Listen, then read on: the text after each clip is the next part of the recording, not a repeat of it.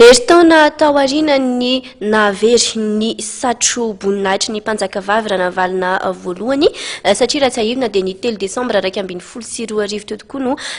no navery izay ary hatramin'izao kosa dia mbola tsy nahitambokany ny fanadihadiana fikarohana an'izay satroboninahitra izay. Tsy nahitambokany hatramin'izao ny fanadihadiana fikarohana ny satroboninahitry ny mpanjakavavy raha navalina voalohany izay nisy nangalatra ny aliny 3 desambra 2024.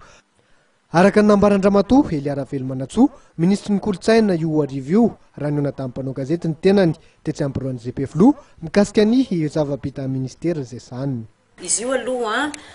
tsy mbola manaritoky ary engany tsy anaritoky fa izy io dia ohatran'ireny ataoko hoe objet royaux rehetra izay very maneran-tany no fijeriko azy tsy hoe izy eto Madagasikara fotsiny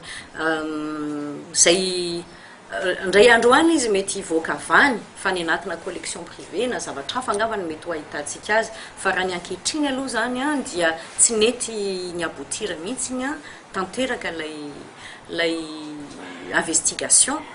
tokony nalalana hoe iza marina nakan'izy io. Ny CNP dia tsara marihana fotrany Conseil national des arts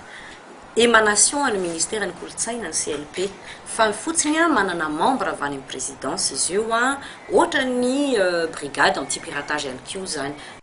Fa isan'ny nanamarika ny taona 2024 ihany koa ny fiarah-miasa tamin'ireo mpiara-piombina antoka vahiny indrindra ny frantsay ho iatrany ramatoa ministry ny kolotsaina raha nanao jeritodika ny zava-bita ministera ny tenany. Anao tsy hoe manao resaka hetsika fotsiny événementiel fa eo ihany be eo mihitsy zany ny projet hoe maison de la mode maromaro zany ireo projet en infrastructure fa natonga le hoe ny Armadany tena songadina dia io zany no tena efa niditra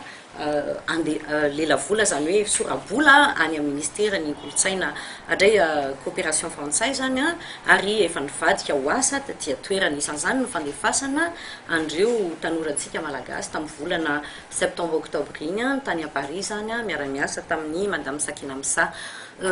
zay zany nataoko hoe misy misongadina bebe kokoa. Efa nahatratra folo tokoa ny fanirahana iraisam-pirenena no siniavin'ny ministera ny kolotsaina tamin'iny taona lasa iny.